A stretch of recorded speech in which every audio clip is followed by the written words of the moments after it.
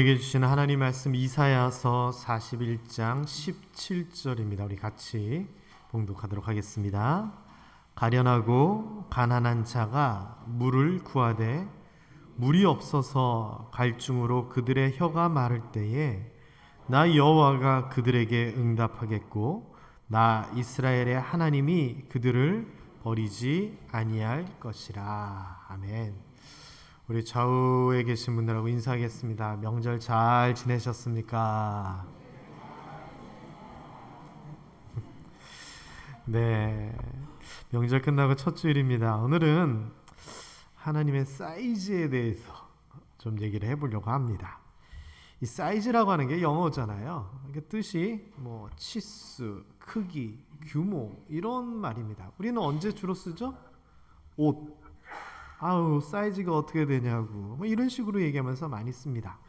그런데 이게요, 어떤 제품에 대해서 그렇게 얘기도 하지만 사람에 대해서도 그런 얘기를 합니다. 사람의 치수, 키가 얼마나 되냐, 옷이 얼마 입느냐 이런 것도 있지만 손이 크다, 통이 크다, 씀씀이가 크다라고 하는 그런 표현을 통해서 그 사람의 규모, 그 사람이 살아가는 이 크기가 얼마나인지 그렇게 표현하기도 합니다. 그래서 큰 일을 많이 하고 그런 사람에게 저 사람은 사이즈가 커.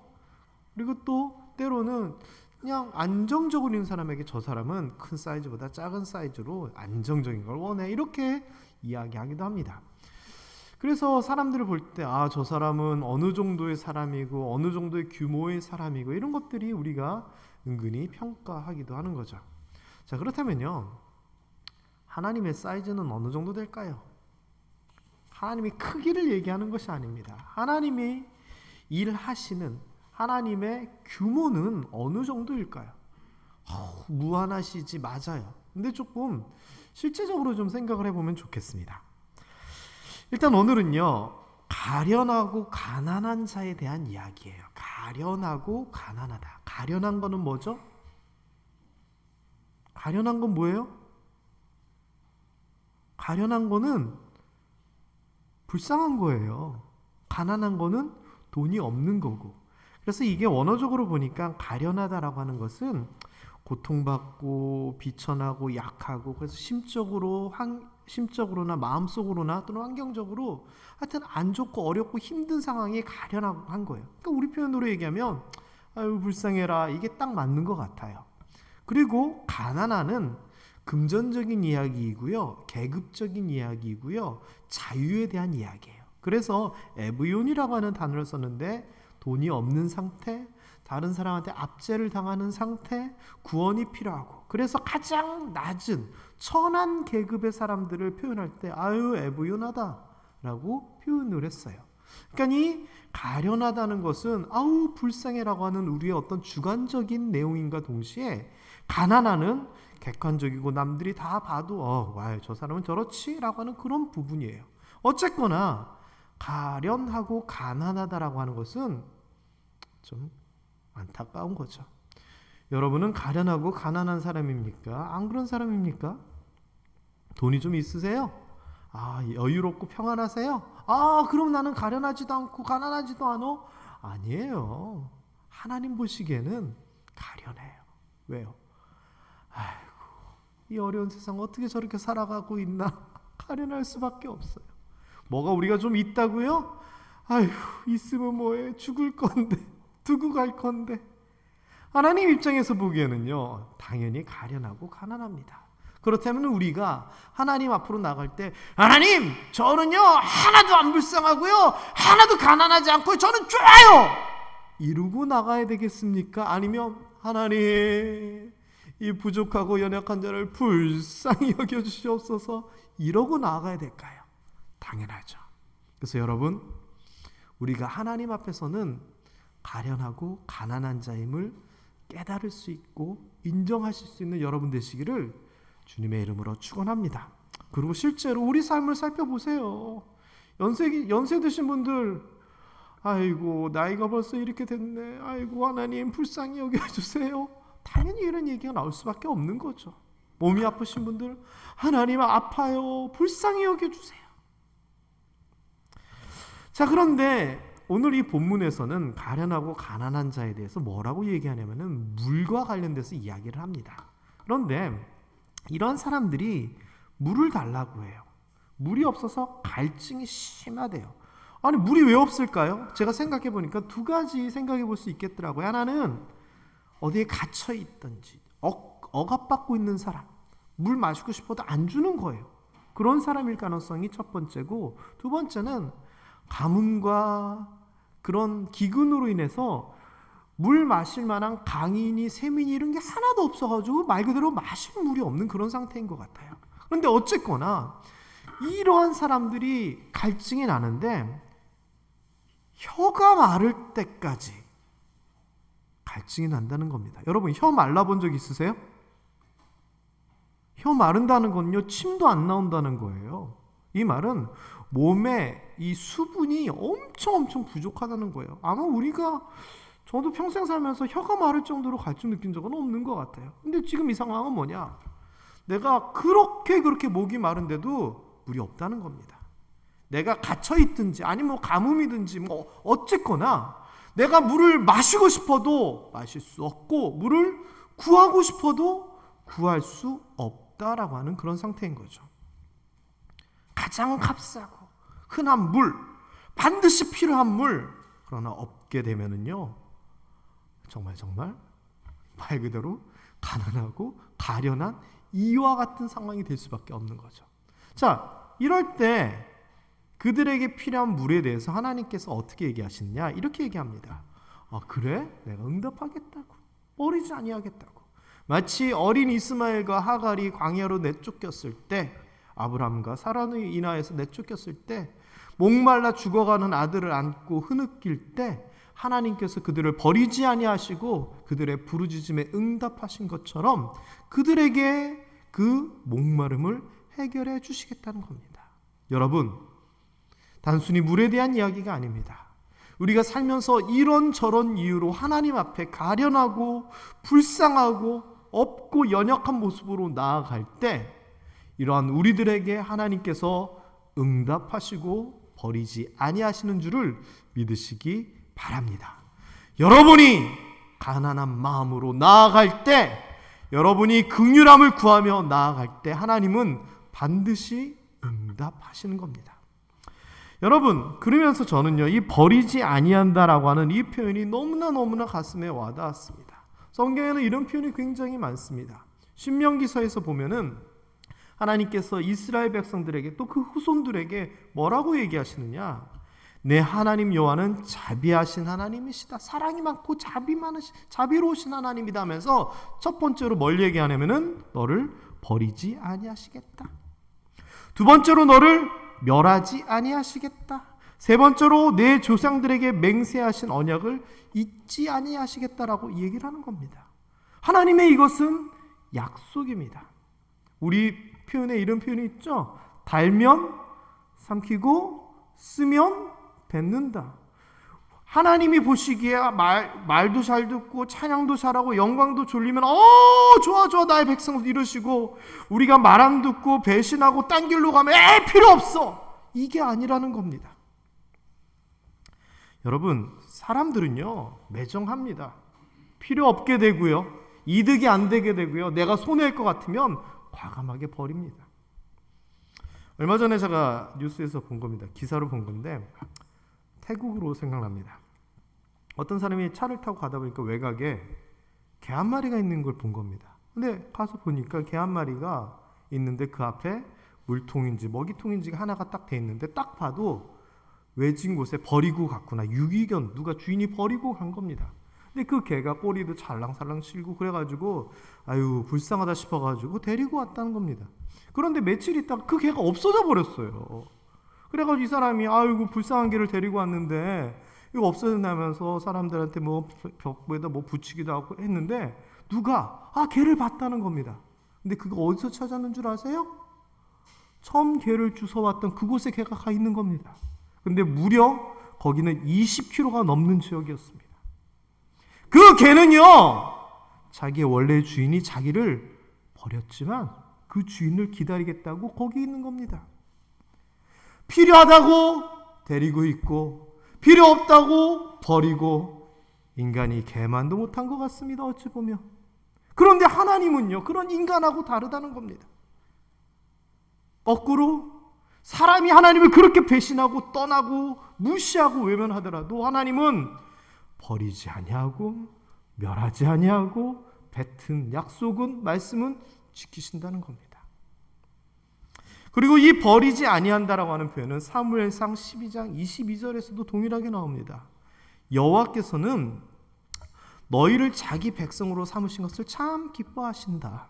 그리고 하나님이시니까 자기 이름을 위해서라도 그 백성을 버리시지 아니할 것이다. 왜? 자기 백성이니까 절대 안 버린다는 겁니다. 이것은 그 앞에 신명기 얘기와 동일한 얘기입니다. 나의 백성이니까 내가 버리지 아니하겠다. 내가 책임지겠다. 내가 끝까지 감당하겠다. 이게 하나님의 마음이신 거죠. 시편에서도요 이렇게 이야기합니다. 한번 짧고 중요한 말씀이니까 여러분 이건 좀 암송됐으면 좋겠어요. 한번 다 같이 한번 읽어보겠습니다. 시작. 여호와여, 주의 이름을 아는 자는 주를 의지하오리니 이는 주를 찾는 자들을 버리지 아니하심이니이다. 아까 앞에도 하나님의 백성, 자기 백성이라고 얘기했잖아요. 아무나 하나님이 이러는 것이 아닙니다. 여기에서는 주의 이름을 알고 주를 찾는 자들을 얘기합니다. 하나님을 아예 모르는, 하나님하고 상관없는 자들은 멸하시고 심판하시지만 주의 백성, 주를 찾는 자, 주를 아는 자는 버리지 아니하신다. 이게 하나님의 약속입니다. 그렇다면요, 우리가 하나님 앞에 나갈 때 이렇게 얘기하면서 나갈 수 있을 것 같아요. 하나님, 저 버리지 않는다 하셨잖아요. 저 이 말 한마디면은 하나님이 그럼! 대답하실 것 같아요. 왜? 하나님의 약속이니까. 요한복음 14장 18절에서도 비슷하게 예수님께서 얘기하십니다. 내가 너희를 고아와 같이 버려두지 아니하고 너희에게로 오리라. 우리를 버리지 아니하고 우리와 함께 하시기 위하여 다시 오겠다고 하신 그 예수님의 약속, 동일한 개념입니다. 우리를 포기하시지도 않고 버리시지도 않는 하나님을 여러분 온전히 믿으시기를 주님의 이름으로 축원합니다. 자, 그런 하나님께서, 우리를 버리시지 않는 하나님께서 하나님 목말라요, 하나님 아파요, 하나님 뭐가 필요해요, 내가 할 수 없어서 도저히 안 돼서 하나님 앞에 부르짖는다면 어떻게 하시느냐? 하나님이면 어느 정도 규모, 어느 정도 사이즈로 일을 하실까? 물 한 모금 주고? 아닙니다. 아니면 좀 충분히 마실 수 있도록 물 한 대접? 이것도 아닙니다. 아니 오늘 저녁 내일까지 먹을 수 있도록 물 한 통? 하나님은 이 정도 규모가 아닙니다. 하나님의 사이즈, 하나님의 규모는 오늘 보면 다음 절에 나오는데 이렇게 얘기합니다. 목말라? 물 찾았는데 없어? 걱정하지 마. 내가 응답하고 내가 안 버려. 하시면서 하나님의 사이즈는 내가 헐벗은 산에 강을 만들어줄게 아예. 그리고 골짜기 가운데 마르지 않는 샘을 내가 만들어줄게. 그리고 광야, 물 없는 거기에 내가 연못 만들어줄게. 그리고 마른 땅에서 끊이지 않게 솟아나는 샘의 근원 내가 만들어줄게. 우리가 지금 필요한 것은 물 한 모금이었는데 하나님은 그 수준이 아니라는 겁니다. 아예 강을 만들고 샘을 만들고 저수지를 만들고. 이게요, 다른 예를 들면 이런 겁니다. 사흘 동안 밥을 못 먹어서 어떤 사람이 길가에서 사람들한테 부탁합니다. 제가 너무 배가 고파서 그런데 5,000원만 좀 달라고. 여기 중국집 가서 짜장면이라도 내가 사 먹게 5,000원만 좀 달라고 이렇게 구걸을 합니다. 그랬더니 어떤 친서분이 하는 말이, 아이고 그렇게 배가 고프냐고, 일로 오시라고 하면서 아예 음식점으로 데려갑니다. 고깃집으로 데려가서 드시라고. 아이고 감사합니다. 제가 이래도 될까요? 그랬더니 그렇다면 내가 이 집 사장님한테 얘기해 놓을 테니까 아무 때나 와서 먹으라고. 아이고 제가 그래도 되겠습니까? 아니야 그거 갖고 안 되겠네. 그러면 아예 여기 와서 부담 없이 먹도록 내가 음식점을 사줄게. 아유, 제가 정말 그래도 되겠습니까? 아니야. 음식점 사주면 새도 나가고 그래 되니까 내가 이 건물을 통째로 사줄 테니까 이제 먹을 걱정하지 마. 말도 안 되는 얘기죠. 근데 하나님이 그러신다는 겁니다.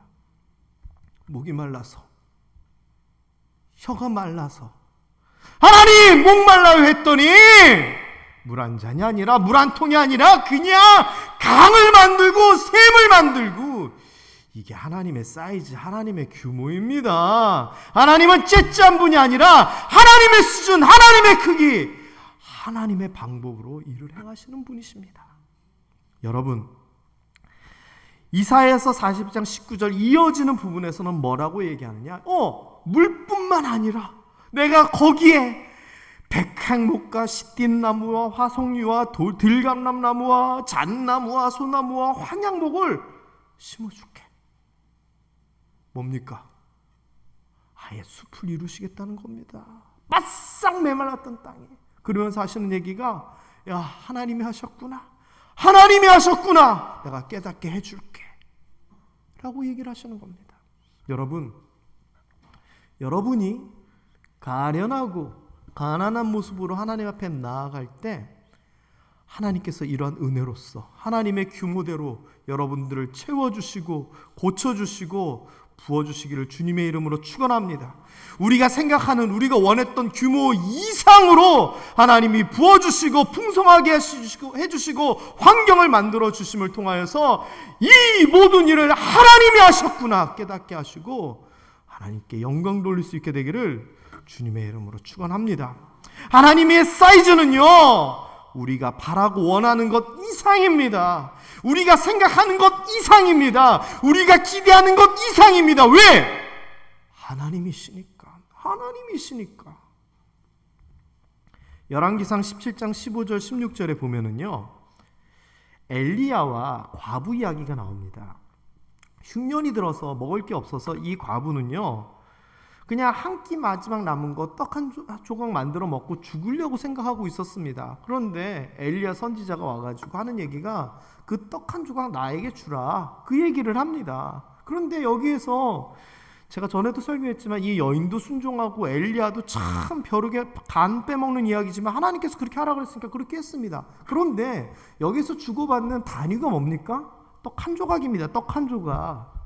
그런데 결론은 뭡니까? 우리가 잘 아는 대로 통에 가루와 병에 기름이 없어지지 아니하고 여러 날 먹고 흉년이 끝날 때까지 계속 먹어도 우리는 떡 한 조각을 이야기하고 떡 한 조각을 누가 먹느냐를 이야기했는데, 하나님은요, 그것이 그치지 아니하는 하나님의 방법과 하나님의 숫자로서 응답을 하십니다. 더 재밌는 얘기, 민수기에 나옵니다. 이스라엘 백성들이 광야 생활을 하면서 먹을 게 없었습니다. 그때 하나님께서 만나를 주셨죠. 만나 꿀송이 같이 달다 그랬습니다. 근데 그거 먹다 보니까 질린다고 그들이 하나님 앞에 불평원망합니다. 아이고, 우리가 애굽에 있었을 때는 주인님 고기 구워드리다가 탄 것도 잘라 먹고 떨어진 것도 주워 먹고 했는데 고기 먹고 싶어요. 그들이 고기를 얼마큼 원했을까요? 우리 개념으로 치면 한 사람당 한 그림은 될까요? 아니, 이만큼 고기면 될까요? 그렇게 하나님 앞에 얘기했더니 하나님께서 그래? 고기 내가 줄게라고 하면서 어느 수준으로 응답하셨느냐? 민수기 11장에 나옵니다. 바람이 여호와에게서 나와 바다에서부터 메추라기를 몰아가지고 진영, 이스라엘 백성들이 모여있던 그 진영을 얘기합니다. 곁, 이쪽 저쪽 곧 진영 사방으로 메뚜기 떼를 몰아주시는데 각기 하루길 되는 지면 위에 2규빗쯤에 내리게 한지라.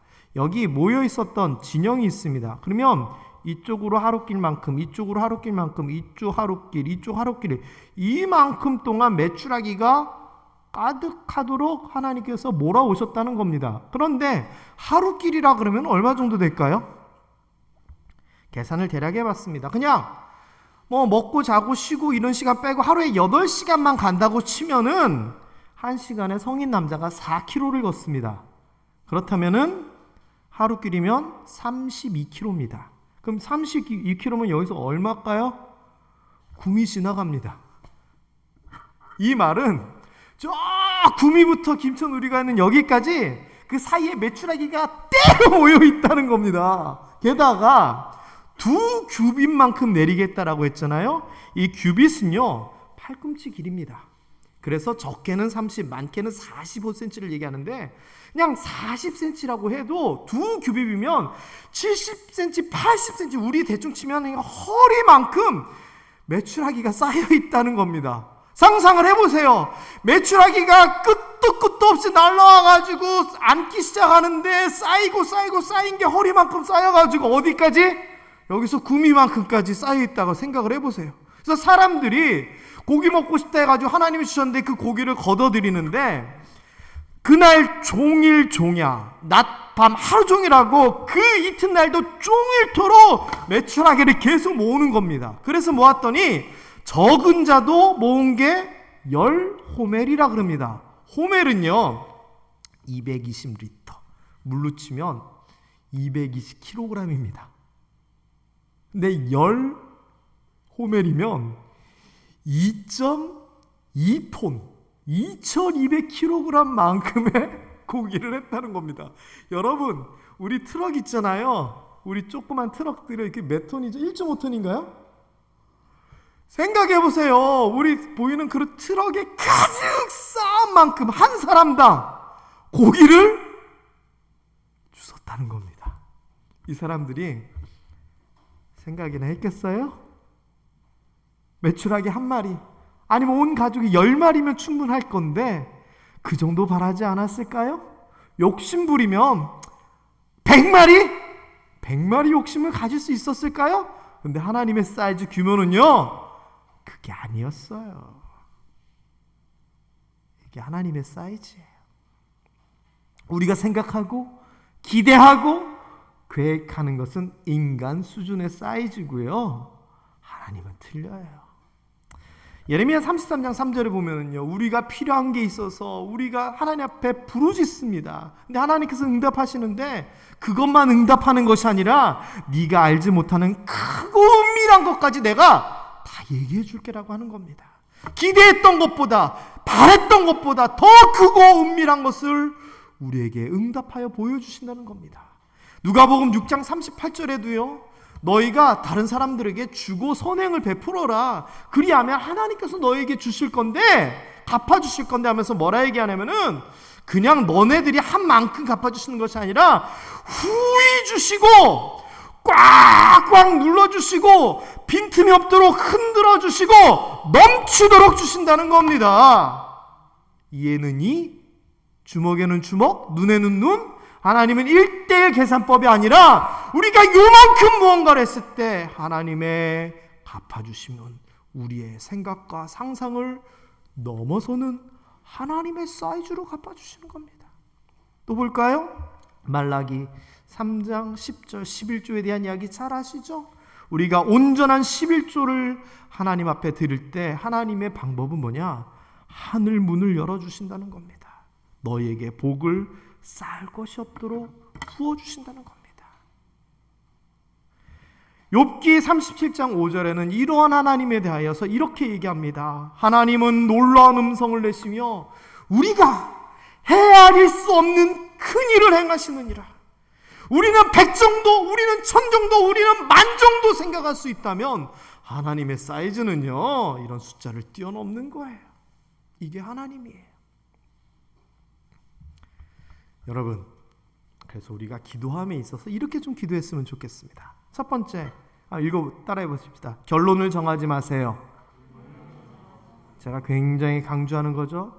하나님 이게 될지 안 될지, 붙을지 안 붙을지, 성공할지 안 할지 이렇게 기도하면서 자기가 결론 정해서 붙게 해주세요, 되게 해주세요, 성공하게 해주세요.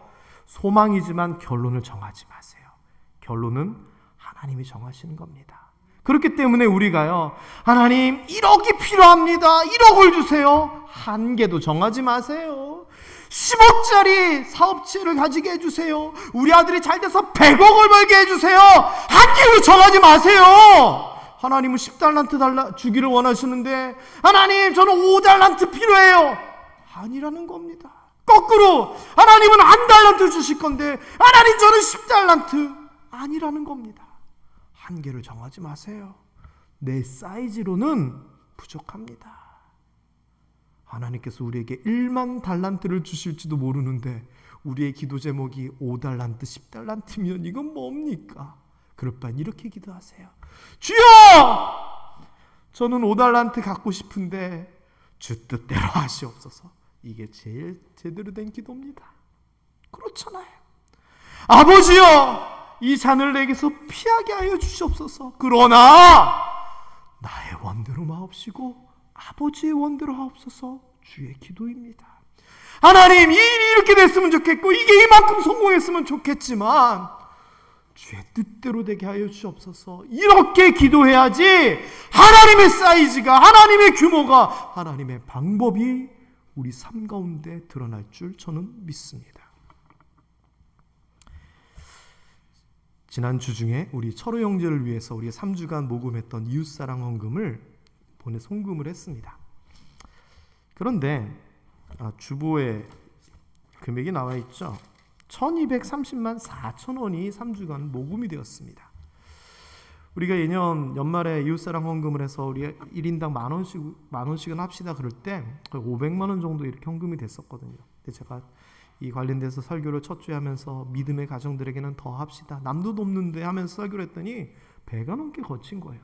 근데 사실은요, 1230만 4천 원이라고 하는 금액이 들어왔지만 처음에 이 모금을 할 때 저 개인적인 생각입니다. 제가 믿음이 적다고 놀리지는 마세요. 생각도 못했던 금액입니다. 한 1,000만 원 정도면 너무 감사하겠다, 이 정도 생각했습니다. 왜? 우리가 평소 때 모금했던 거에 한 2배 정도 생각했거든요. 그런데요, 금액을 다 하고 결산해 보니까 이렇게 나옵니다.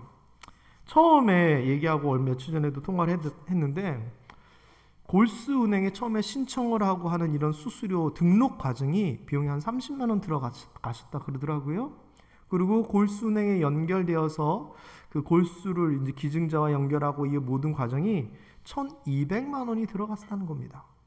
그런데 금액이 딱 맞은 거예요. 그러면은 이것도 사실은 저희 장로님들이나 저나 모자람 이 정도면 좋겠다라고 희망은 했었지만 안 되면 우리가 좀 보태자, 이런 얘기가 오고 갈 정도로 이것도 불확실했는데 이것도 딱 맞췄고 골수은행 등록 수수료까지도 된 거예요. 게다가 이것을 제가 주중에 직접 갈 수 없으니까 은행에서 붙이는데 송금 수수료가 3,000원이 나왔네요. 하하. 그리고도 돈이 얼마가 남아요? 1,000원이나 남네요. 제가 이 금액을 보면서 이런 생각을 했습니다. 1,200만 원이라고 하는 금액도 이러면 좋겠다, 희망사항이었는데 그것도 채워주시고, 얼핏 들었던 수수료 30만 원도 채워주시고, 생각하지도 않았던 은행 수수료 3,000원도 채워주시고, 그러고도 1,000원이 남았네. 여러분, 1,000원이 저는 사실상 마음의 목표였습니다. 그 정도면 충분히 도움이 되겠다 싶었습니다. 근데 하나님의 사이즈는요, 골수이식 비용을 채워주셨을 뿐만 아니라 골수이식 관련된 수수료도 채워줬을 뿐만 아니라 은행 수수료도 채워주셨을 뿐만 아니라 여러분을 통하여 그러고도 1,000원이 남게 보여주셨습니다. 얼마큼 거칠까 걱정하던 거요, 그냥 제 걱정이었고요. 하나님은 우리 성도님들을 통하여서 오히려 남게 하셨습니다. 근데 여러분, 이번 일로는 1,000원이 남았지만 우리 삶에서는 어떻게 될까요? 우리가 기대하는 것 이상의, 생각지도 못했던 것 이상으로 다 채워주시고, 혹시 1,000원이 아니라 10,000원, 100만 원, 1억, 10억, 하나님이 얼만큼 더 하나님답게 우리의 기대를 뛰어넘는 응답을 주실까요? 모르겠습니다. 왜? 저는 인간이라 인간의 사이즈밖에 생각이 안 되거든요. 그러나 하나님의 사이즈로, 하나님의 규모로 여러분에게 이렇게 응답해 주실 거는 저는 확실합니다. 아유 우리 아들 우리 딸 아유 요 정도만 했으면 좋겠다고, 앞가리만 했으면 좋겠다고. 아니요, 하지 마세요. 하나님은 어떻게 키우실지 모릅니다. 우리의 건강, 우리의 삶, 우리의 재정, 아유 요만큼만 되면 좋겠다고 그렇게 생각하지 마세요. 하나님은 더 어떻게 하실지 모르겠어요. 어떻게 하시라고요? 하나님, 저는 이렇게 됐으면 좋겠는데 하나님 뜻대로 하세요. 이렇게 기도했으면 좋겠어요. 그리고 그렇게 됐으면 좋겠습니다. 우리의 여러 삶의 부분에 있어서 건강의 문제, 물질의 문제, 가정의 문제, 자녀의 문제에 있어서 우리 생각을 뛰어넘는 하나님의 사이즈, 하나님의 규모, 하나님의 놀라우신 은혜가 넘쳐나기를 주님의 이름으로 축원합니다. 기도하겠습니다.